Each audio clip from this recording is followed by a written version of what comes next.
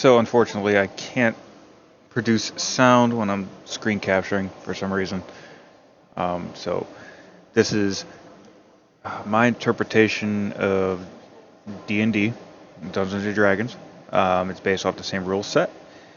It's basically going to be a turn-based multiplayer game, but it's not going to be online. It's essentially people just gather around a table, play as their characters on their character sheets. They still have the character sheets. They still use the dice. All this is for the game board. It gives the players more visual.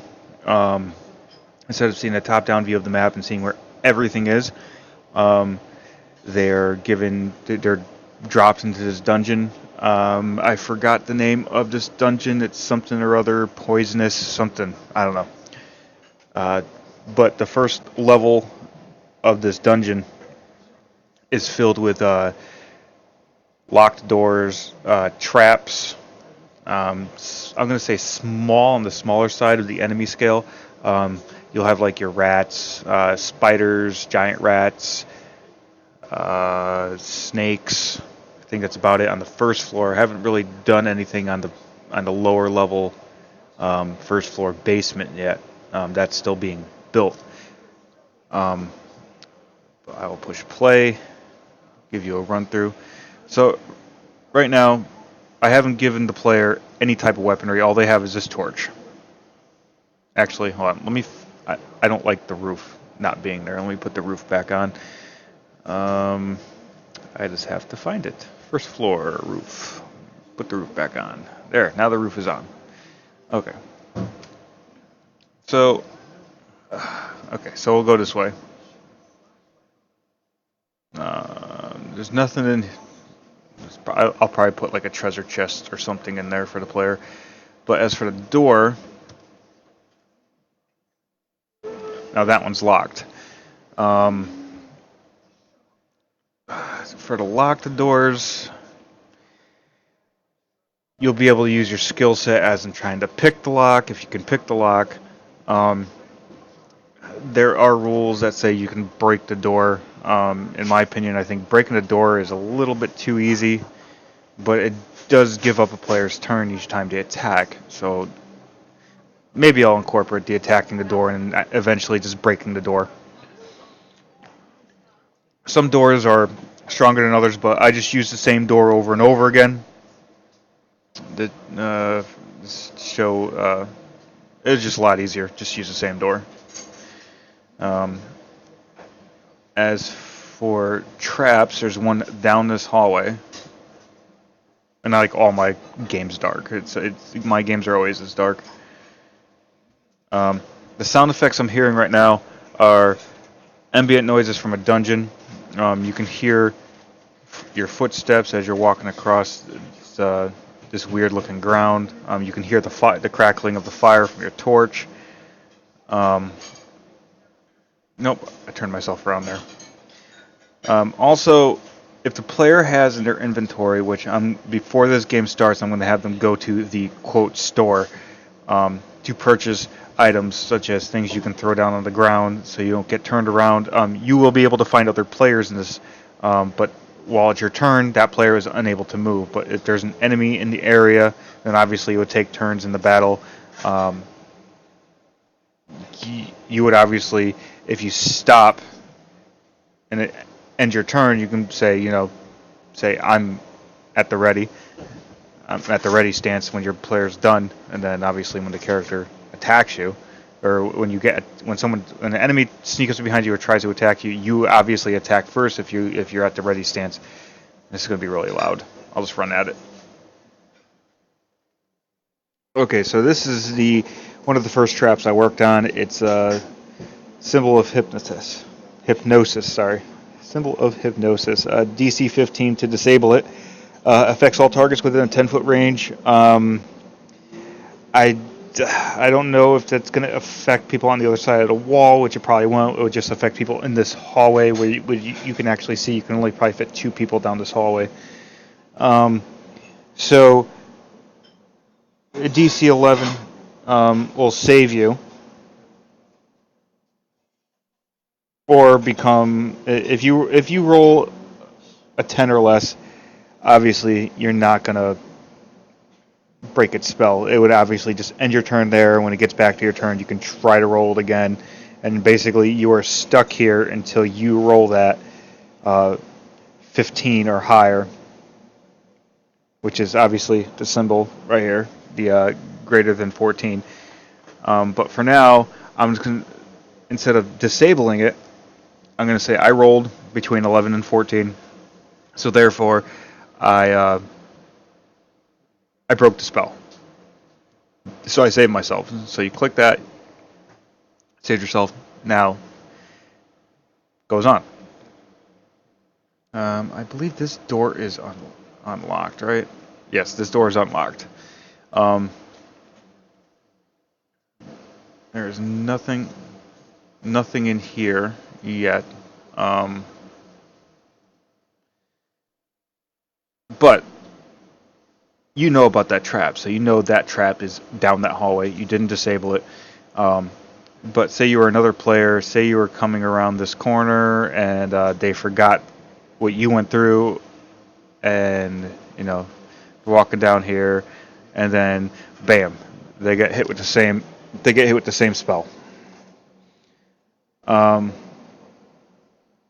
I don't know why I put the skip button down there. You're not going to be able to skip that. The skip button is mainly for gates, which I'll show you in a minute. Let's just destroy this fucking thing. So I rolled a 15 or more, destroyed. Um, so I can run down the hallway. I can run back. It's not there anymore. It's completely destroyed. You got rid of it. I don't know. Let's see. I'm gonna get lost in my own dungeon here. Let's see. I think it's down here. There's a open faster, damn it. Oh, there is a way to open things faster. See, this is a room. It's really dark. This is why I need to put lanterns in here. Is there another door in here? No, there's not. You can kick open doors by holding down the sprint button, spacebar.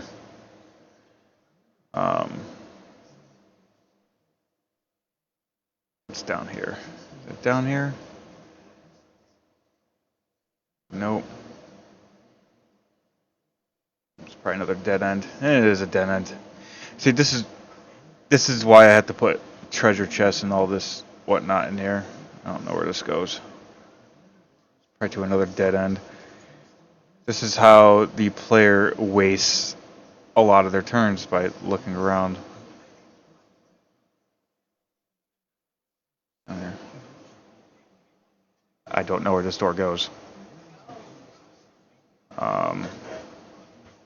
Oh, it's another empty room. Oh, wait a second. Is this the?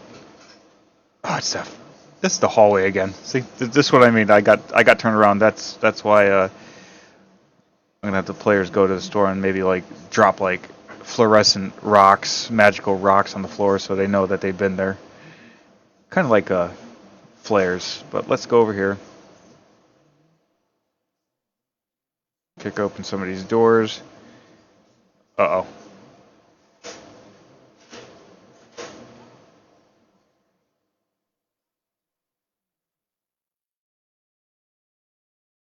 Am I gonna get lost again? Okay. See, these are the torches I was talking about. These torches are gonna be like in all the bigger rooms where you can't really use this retarded torch.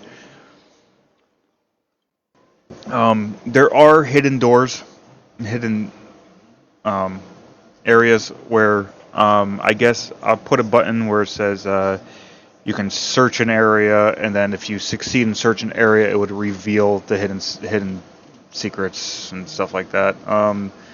One of them is going to be right here. I kind of like gave it away because this torch that is kind of on an angle.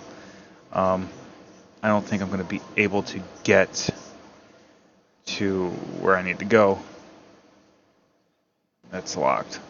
There's actually a trap in here. I forgot what trap I'm putting in here. Yeah. Okay, obviously I can't go through the secret passageway, but I can. You're gonna get dizzy really quick. I'm just going inside the editor right now and finding the player, moving over to the player, and I'm just gonna move myself in that room. Oh, it's not gonna let me. Oh, yes, it did. All right, so now I'm in the room behind the secret passageway. I think. Yes, I am. There's a door here.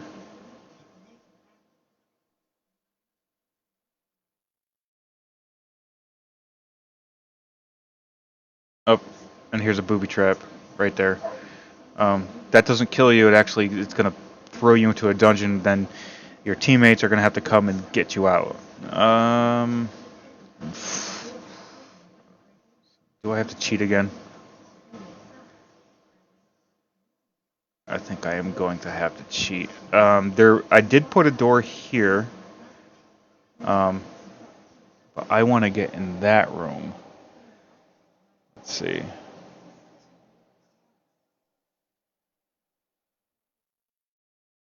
Get through the wall. Yes, there we go. All right, so now I'm in this room. There was a little portal fire shrine here, and this is yeah, that's still locked. So here's another thing. These little gates. Either one, you can find a switch to open up the gate. Two, I just might as well just show you. Okay, so DC 20, you get to lift the gate up. But if you fail in doing so, and probably each turn is going to be like 20 seconds. Hence the sprint button. The sprint button really gets you through, lets you cover a lot of ground. But if you fail at rolling that DC 20, then it's the end of your turn. It doesn't matter how many time or how long that it's been your turn. It is no longer your turn anymore. If you want to try again, when it's your turn, when it gets back to you, you can try rolling it again to open up the gate.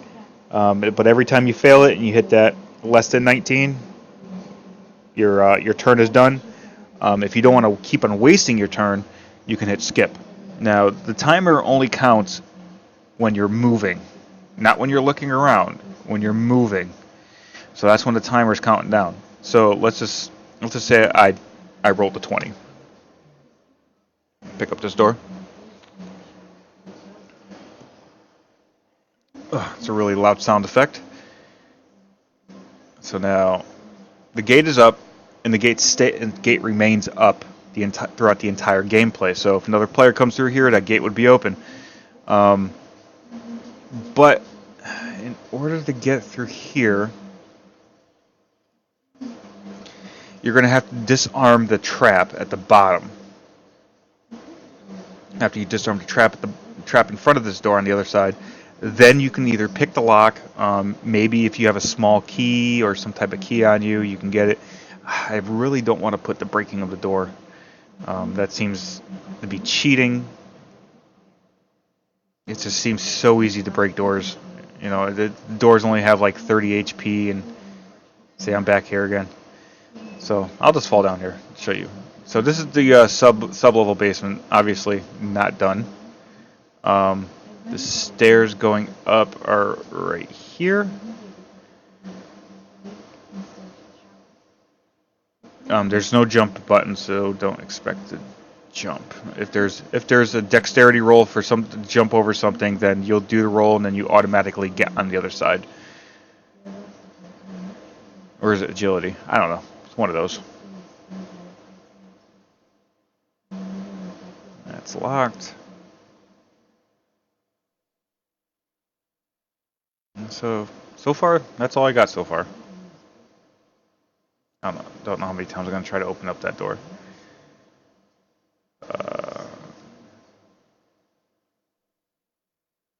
I don't know. I guess I can. I guess I can see breaking down a door. I just don't want to. I have to do a hell system for the door, and which isn't really that bad.